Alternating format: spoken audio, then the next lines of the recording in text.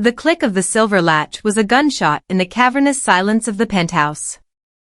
To anyone else, it was a mundane sound, the simple meeting of hardware and leather, but in a home where words had gone to die, it was the final toll of a bell. Freda stood over the mahogany bed, her fingers trembling slightly as she smoothed a final silk slip into the open box. For 21 days, the air in this room had been stagnant, frozen by a coldness that had nothing to do with the central cooling. The master suite, once filled with the low hum of Do-Hwan's voice and the scent of expensive cedar, was now a hollow shell. Every surface, the marble vanity, the silk sheets, the heavy velvet curtains, seemed to vibrate with the pressure of the conversations they weren't having. The penthouse was no longer a sanctuary, it was a museum of a life that had ended 3 weeks ago. Freda looked down at the open box of clothes. It wasn't just a container, it was her declaration of independence. For 3 weeks, she had waited in this gilded cage, hoping the man she married would reappear through the fog of the ruthless boss who had shut her out. She had existed as a ghost, haunting the edges of his life while he slept down the hall in the guest suite, treating her like a fragile obligation he no longer had the heart to fulfill.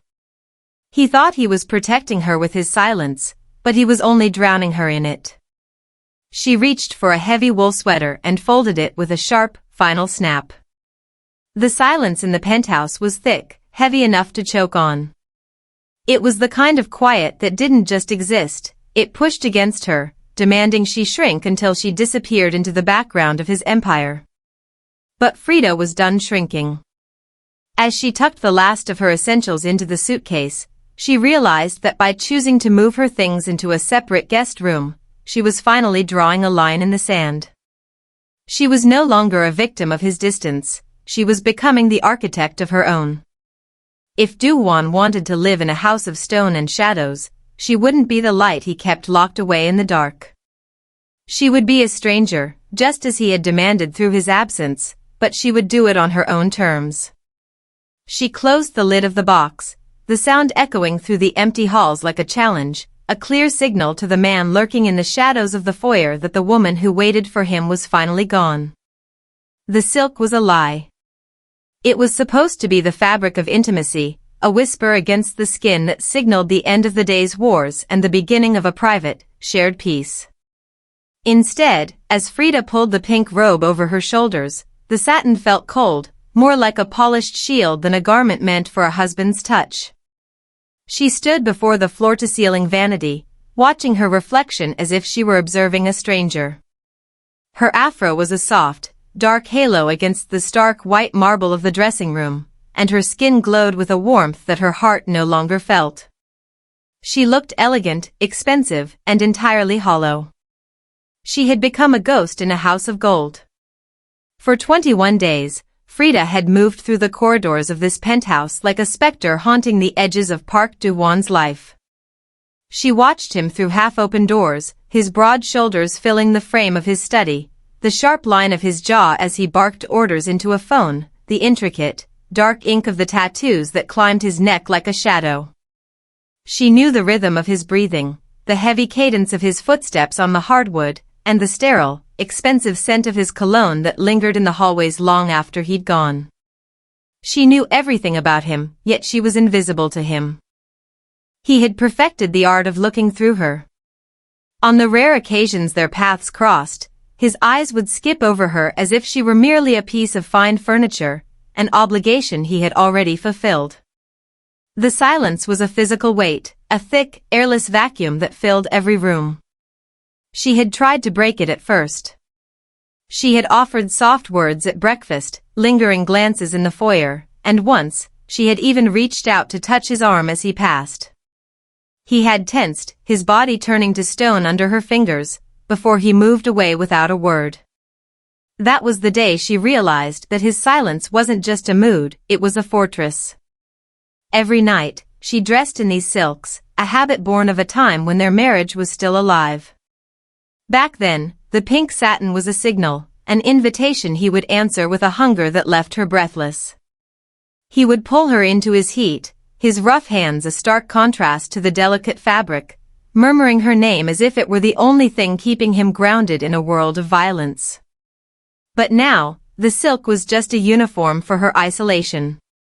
She wore it to remind herself that she was still a woman, still a wife, even if the man in the guest suite treated her like a phantom. She traced the line of her collarbone in the mirror, her expression guarded. She was tired of the cold politeness that felt like a slow-acting poison. She was tired of counting the days and hearing the quiet click of a door that signaled another night of exile. If Do-Hwan wanted a ghost, she would give him exactly what he asked for. She wouldn't just be invisible in his bed, she would be gone from it entirely. The noble cowardice he used to justify this distance, the idea that he was protecting her light from his shadow, was a cage she was finally ready to break. Freda turned away from the mirror, the pink silk swirling around her ankles. She didn't look at the sprawling, empty bed behind her.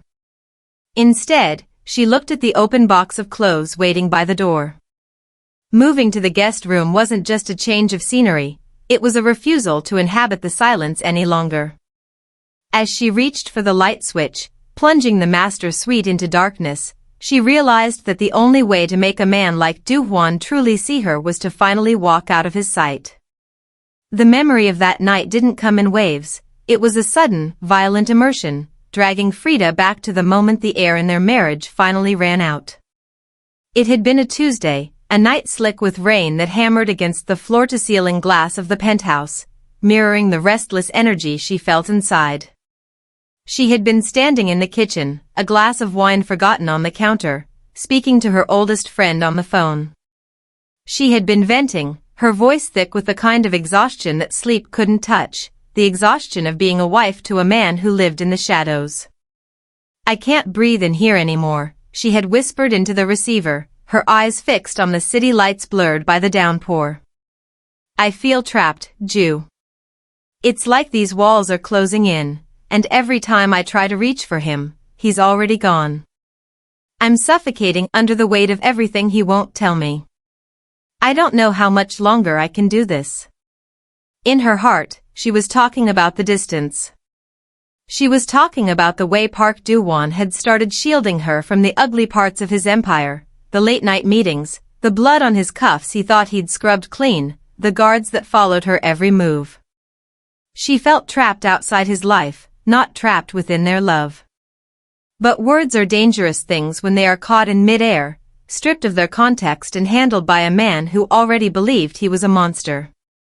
She hadn't heard him enter. He moved with the predatory silence of a man who had spent his life surviving in the dark. It was only when she turned around, her heart jumping at the sudden presence, that she saw him. Do-Hwan was leaning against the marble island, still in his charcoal suit, his tie loosened. But it was his face that stopped her breath. The man who could stare down rival bosses without blinking looked as though he had been struck. His expression was a porcelain mask of absolute blankness, a terrifying void that masked a shattering hurt. His dark eyes, usually so intense with possessive fire, were glassy and distant. He didn't ask for an explanation. He didn't scream or demand to know who she was talking to. He simply looked at her as if she were a dream he was finally waking up from. "Do-Hwan," she had breathed, the phone slipping from her hand onto the counter. "How long have you been?" "Long enough," he had interrupted.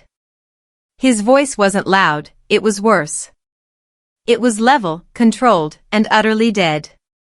"I didn't realize my protection felt like a prison to you, Freda." "It's not that, you don't understand." "I understand perfectly," he said, pushing off the counter with a slow, deliberate grace that felt like a threat. "I thought I was keeping you safe. Turns out, I was just making you a prisoner. I won't burden you with my presence tonight. Or any night until you decide what out looks like for you." He hadn't let her speak. Every attempt she made to bridge the sudden chasm was met with a wall of stone. He had walked past her, the scent of rain and expensive cedar clinging to him, and retreated to the guest suite at the end of the long hallway. Freda had stood in the center of their kitchen, trembling in the silence, waiting for him to come back. She had waited for the door to reopen, for him to demand an apology, or even to argue. Instead, there was only the quiet, final click of a door closing between them. That click had echoed through the penthouse like a gunshot, a sharp punctuation mark at the end of their 6-year story. To Do-Hwan, that sound was an act of noble sacrifice. He was giving her the space he thought she wanted, retreating so she could breathe. To Freda, it was the sound of a judge passing a sentence. It was the moment her husband became a stranger, exiling himself to a room just down the hall that might as well have been on another planet. For 21 days, that click had replayed in her mind, a constant reminder of the noble cowardice that kept him from asking her the truth. He was a man who commanded an empire, yet he was terrified of the one thing that could save them, a single, honest conversation. Now, as she stared at her suitcase in the present, she realized she was done waiting for the door to unlock from the inside. If he wanted to live behind walls, she would finally show him what it felt like when she built some of her own. The weight of the mahogany crate was more than the sum of the silks and linens inside. It was the physical manifestation of 3 weeks of unspoken grief. Freda stepped out of the master suite, her fingers digging into the wood as she navigated the long, marble-veined throat of the hallway. The penthouse felt larger than it had 21 days ago, a vast and hollow mausoleum of silence where every footfall echoed like a reminder of what had been lost. Her pink silk robe whispered against her legs, a soft, vulnerable sound in a house that had become a fortress of cold politeness. She had only made it halfway toward the secondary guest wing when the air in the corridor shifted, turning heavy and airless. Freda froze, her heart hammering against her ribs with a sudden, violent intensity. She didn't need to look up to know he was there. She felt the weight of his gaze as a physical touch, a predatory pressure that pinned her to the marble. Park Do-Hwan stood in the center of the hallway, a shadow carved from the darkness of the penthouse. He was dressed in dark silk pajamas that clung to the breadth of his shoulders, the fabric so black it seemed to swallow the dim light of the recessed sconces. Even in his sleepwear, he carried a commanding presence that filled the corridor, an aura of stoic intensity and simmering, quiet rage.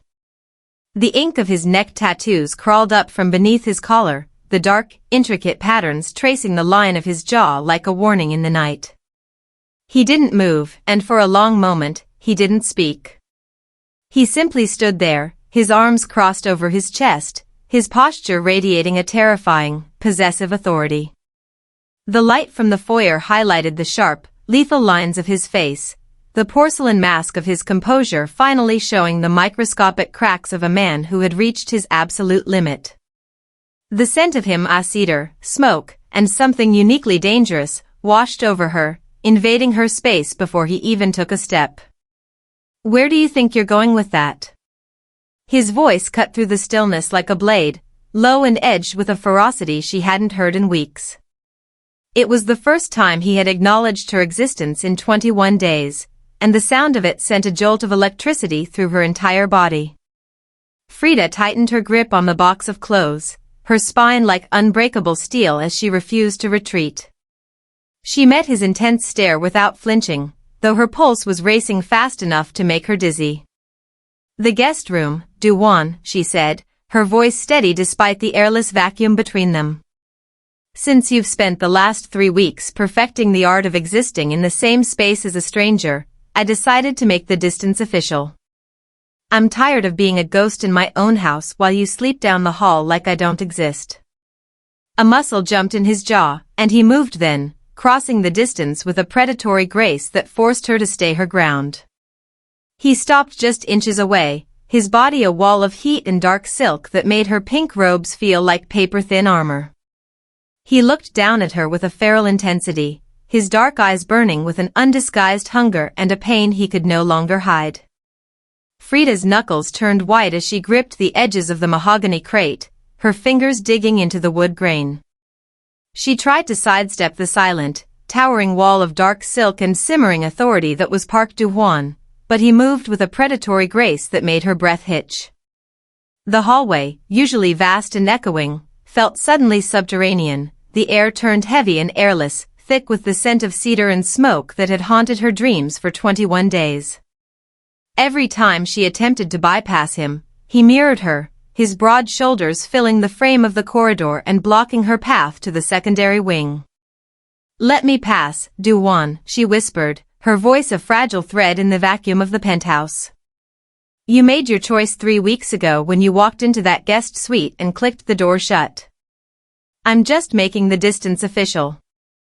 I refuse to be a ghost in my own house while you sleep down the hall like I don't exist." Instead of answering, Do-Hwan moved faster than thought.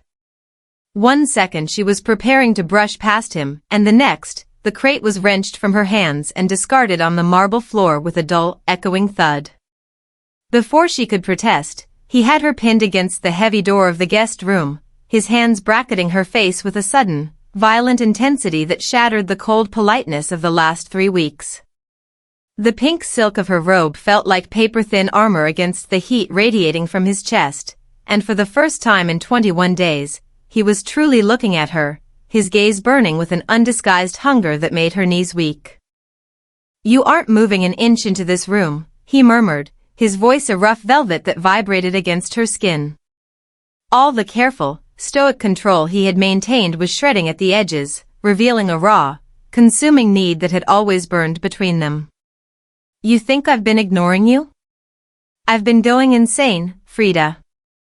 I've been starving for 3 weeks, knowing you were just down the hall but believing you wanted nothing more than to be free of me. You started this silence, you idiot," she cried, her spine of unbreakable steel refusing to let her crumble even as she trembled under his touch. "I told my friend I felt trapped because you built these walls. I felt trapped outside your life, not by our marriage. I was drowning in your silence, waiting for you to let me back in." Do-Hwan went very still, the porcelain mask of his composure finally crumbling to reveal the terrified, desperate man beneath the boss. His forehead dropped to hers, his breath hot against her lips as his jaw clenched with the weight of his own noble cowardice. The dark ink of the tattoos on his neck seemed to pulse in the low light, a visual reminder of the dangerous world he had tried to keep from her. "I heard you say you wanted out," he confessed, each word dragged from a place of deep, agonizing vulnerability. "I thought if I gave you an ocean of space, you'd find a way to breathe again. I was so sure I was losing you that I already started mourning us." "You were losing me," she admitted, her hands finding the lapels of his dark silk pajamas and bunching the fabric in her fists to pull him closer. "Just not the way you thought. I don't need protection from your world, Do-Hwan. I need you to stop shutting me out of it." The tension that had suffocated them for 21 days finally snapped, replaced by a heat that made the very air crackle. He pulled back just enough to meet her eyes, his expression possessive and unyielding. "The guest room is empty because you belong in my bed," he declared, the statement of vow that sealed their pact and ended the exile. "And that is exactly where you are staying. From now on, no more secrets. No more distance." In one fluid motion, he swept her up into his arms, cradling her against his chest as if she weighed nothing. Freda wrapped her arms around his neck, her fingers threading through his hair as he turned away from the empty guest room and headed back toward the master suite with effortless strength. The mausoleum of silence was finally gone, replaced by the raw, grounding energy of 2 people who had survived the storm and emerged stronger together. The door to the master suite clicked shut with a heavy, resonant finality that seemed to vibrate through the floorboards, a sharp contrast to the 3 weeks of icy distance that had preceded it. Park Do-Hwan did not set Freda down immediately. He held her against his chest as if the sheer weight of her body was the only thing anchoring him to reality. The stoic intensity that had been his only armor for 21 days was finally giving way, replaced by a simmering rage, not directed at her, but at the self-imposed exile that had nearly cost him everything. When he finally lowered her to the floor beside the satin-draped bed, he did not retreat. Instead, he crowded into her space, his presence overwhelming and predatory, until her back was pressed against the cool marble of the vanity. The porcelain mask of the ruthless kingpin didn't just crack, it disintegrated, revealing a man whose dark eyes were wide with a feral, undisguised hunger.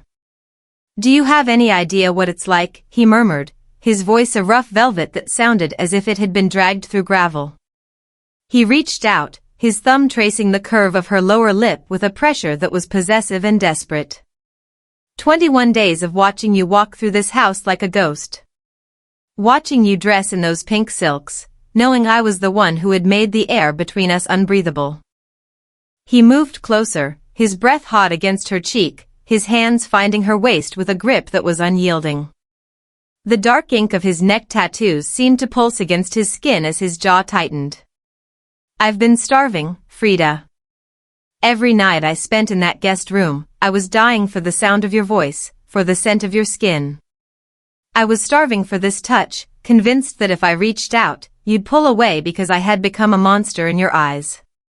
The noble cowardice that had driven him to protect her by shutting her out was gone, replaced by a raw, consuming need to reclaim every inch of the territory he had nearly surrendered. He looked down at the soft silk of her sleepwear and the quiet strength in her gaze, his expression a chaotic mix of fury and relief. "I plan to spend significant time worshipping every inch of you," he vowed, his voice dropping to a dangerous, low frequency. "I am going to remind you exactly who you belong to until the memory of that guest room is erased from your mind. No more secrets. No more distance. I am done being a fool." The simmering rage in his gaze finally shifted into a desperate, grounding relief as he pulled her flush against the dark silk of his pajamas. The mausoleum of unspoken words was finally being burned to the ground, leaving behind only the intensity of a man who was no longer a distant boss, but a husband finally coming home. The air in the master suite was no longer thin and airless, it was heavy with the scent of cedar, silk, and the sudden, staggering weight of a truth that had been left to rot for 3 weeks. Freda sat on the edge of the satin-draped bed, the soft pink of her nightwear a stark contrast to the dark, stormy intensity radiating from the man beside her.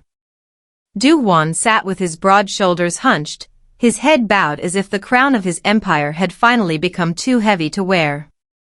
The intricate tattoos on his neck seemed to pulse in the low light, a visual map of the dangerous life that had, until tonight, been a wall between them. "I was in the kitchen," Do-Hwan began, his voice a rough, fractured velvet. It was a sound stripped of its usual commanding authority, replaced by a vulnerability so raw it made Freda's heart ache. 21 days ago. I had come home early because I wanted to see you.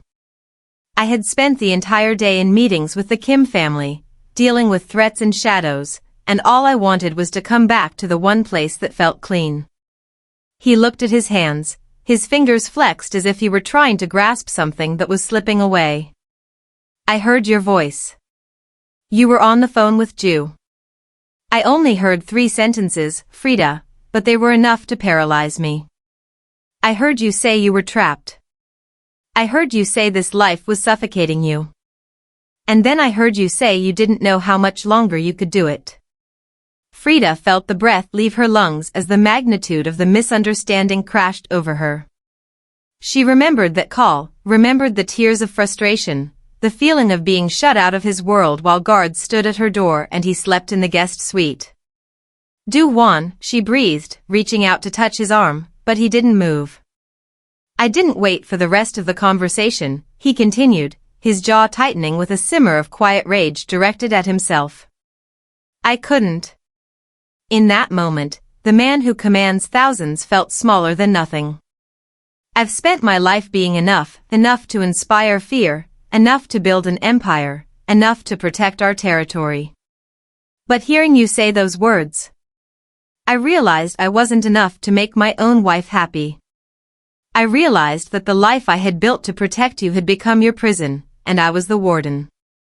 He finally turned to look at her, and the porcelain mask was entirely gone. His eyes were wide and glassy with a terror he had never shown to a rival or an enemy. "I've been going insane for 3 weeks, Freda. Every night I spent in that guest room was a self-imposed sentence. I thought if I gave you space, if I made myself invisible, you might find a way to breathe again. I was so terrified of you walking out that door that I retreated into the shadows, convinced that every time I touched you, I was just tightening the bars of your cage. I was starving for you, but I thought my hunger was a burden you couldn't carry anymore. You absolute fool, Freda whispered, her voice cracking as she cupped his face, forcing him to meet her gaze. Her spine of unbreakable steel was the only thing keeping her upright. You heard the symptoms, Do-Hwan, but you never asked for the cause. I told you I was trapped outside of your life. I felt suffocated by the silence you forced on me to protect me. I didn't want out of this marriage, I wanted into the man I married. I was talking about losing you to the Empire, not leaving you because of it. The silence that followed was different this time.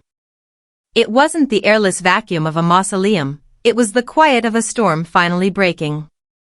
Do-Hwan searched her face, his thumb catching a tear as it slid down her cheek, his expression a chaotic mix of agony and relief. The poisoned secret that had been killing them was finally out in the light, stripped of its power to destroy them. I thought I wasn't enough, he repeated, the admission sounding like a surrender. You are everything, she replied, pulling his forehead to hers. But you have to stop protecting me from yourself. I married the boss and the man. I can carry the weight of your world, Do-Hwan, but I cannot carry the weight of your silence. The walls of noble cowardice had finally crumbled, leaving them both exposed and exhausted, but for the first time in 21 days, they were no longer ghosts. They were partners, finally standing on the same side of the threshold. Freda sat on the edge of the satin bed, her hands resting firmly on Do-Hwan's broad shoulders. The air in the room had finally lost its suffocating quality, replaced by a raw, grounding honesty that had been missing for 21 days. She looked into his dark eyes, seeing the exhaustion and the simmering remains of the fear that had driven him into exile. Her spine remained straight, her resolve like unbreakable steel. She was no longer willing to be a ghost in a house of gold while he shouldered the shadows of his empire alone. You think you're protecting me by keeping me in the dark, Freda whispered, her voice steady and resonant in the quiet of the suite. You think that if I don't see the blood on your cuffs or hear the encrypted phone calls at 3 in the morning, I'm somehow safer. But I didn't marry you to be kept in a gilded cage, Do-Hwan. I didn't marry a man who commands an underworld just to pretend the shadows don't exist. She cupped his face, forcing him to maintain his intense gaze.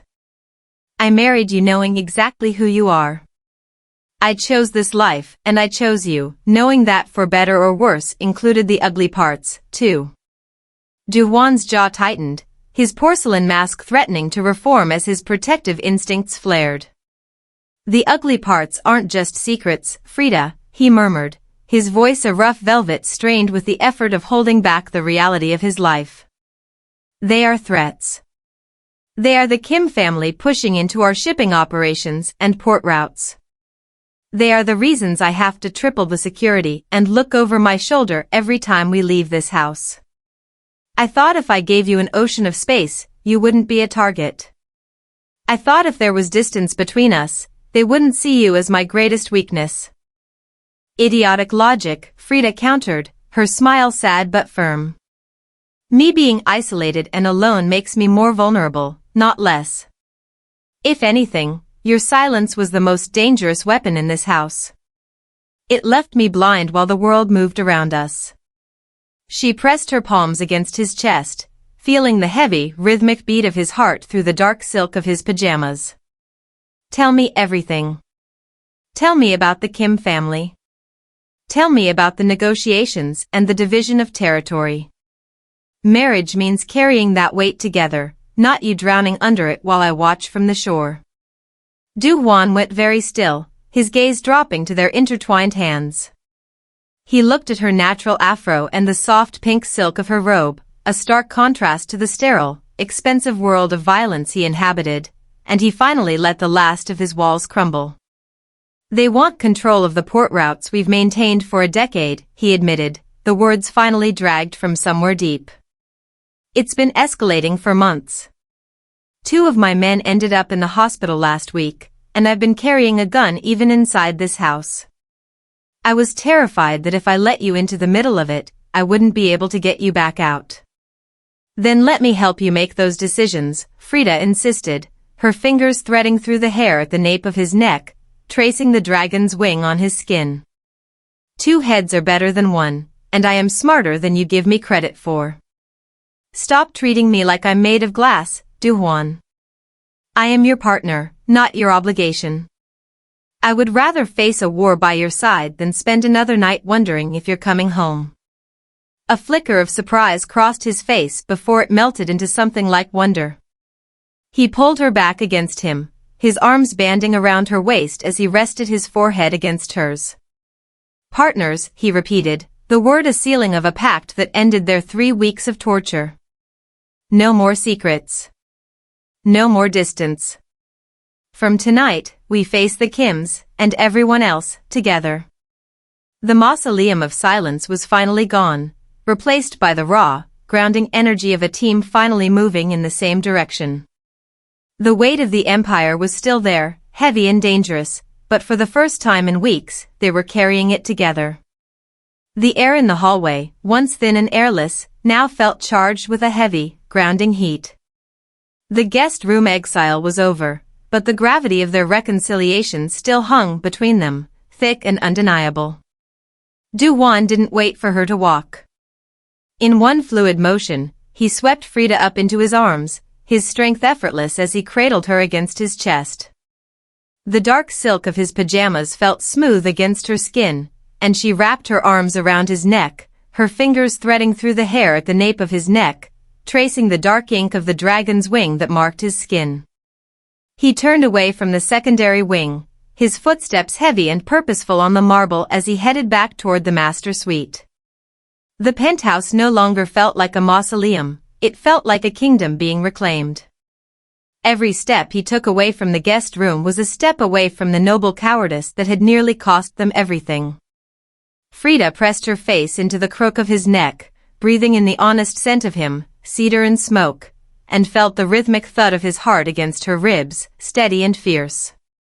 When he reached the master bedroom, he didn't just walk in, he shouldered through the door as if he were reclaiming a sanctuary. He set her down gently beside the satin-draped bed, but he didn't let go. His hands immediately found her waist again, his thumbs tracing small, possessive circles through the thin pink silk of her robe.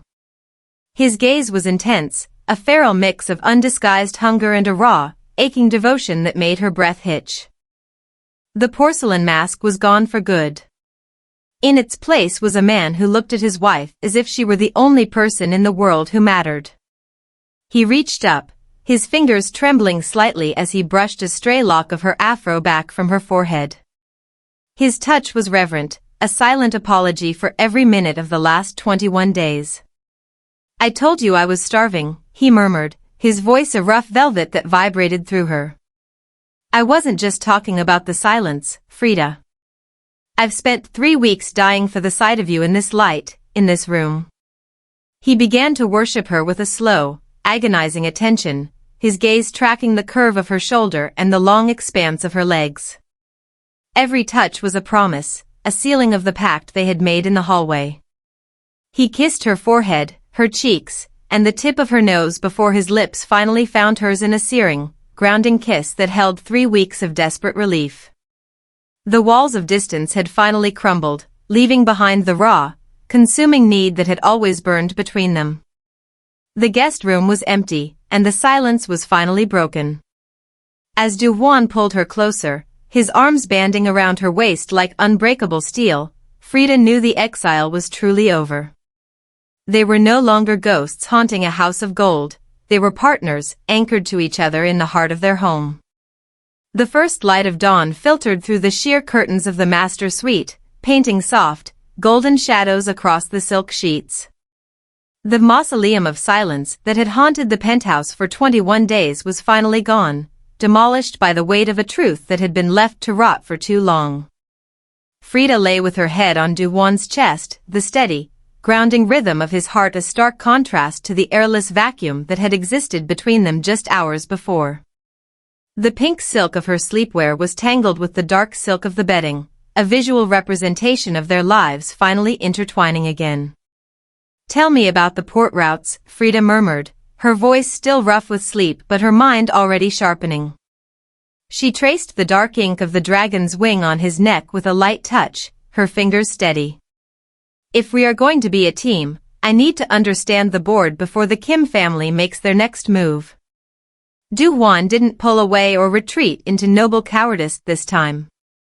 Instead, he pulled her closer, his broad shoulders relaxing as he exhaled a breath he seemed to have been holding for weeks. "They're pushing into the Incheon terminals," he admitted, his voice a low, rough velvet. "They think because I've been distracted that the perimeter is soft. They've been bribing officials and trying to squeeze our logistics until we have no choice but to surrender the territory." Freda sat up slightly, her natural afro a dark halo against the morning light. Her expression was composed, her eyes flashing with a spine of unbreakable steel. "They're expecting a direct assault, aren't they? They're expecting you to respond with the same stoic intensity and violence you've used for a decade." Do-Hwan nodded, his gaze tracking her with a mix of undisguised hunger and newfound respect. "It's the language they understand. Fear is a reliable currency in my world." "But fear makes them desperate," Freda countered, her artist's eye for strategy beginning to take shape.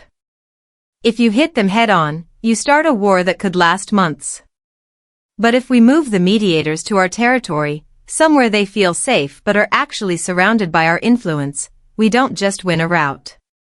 We win their submission without firing a single shot. They need to see that the ruthless boss isn't just a man of shadows, but a man with a partner who sees the moves they haven't even thought of yet." A minute flicker of surprise crossed Do-Hwan's face before it melted into a dark, satisfied smile. He sat up, the porcelain mask of the Mafia kingpin replaced by a man who looked at his wife as a true equal. "You've been paying attention all these years, haven't you? I notice everything about you, Do-Hwan.